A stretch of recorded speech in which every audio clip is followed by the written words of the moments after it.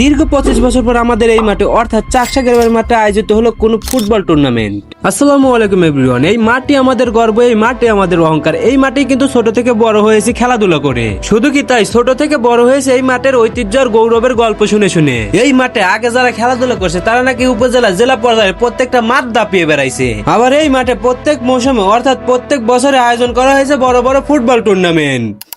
কিন্তু এত ঐতিহ্য, এত গৌরবের পরে সময়ের বিবর্তনে আর কিছু ঝামেলার কারণে হারিয়ে গেছিল এই মাঠ থেকে ফুটবল।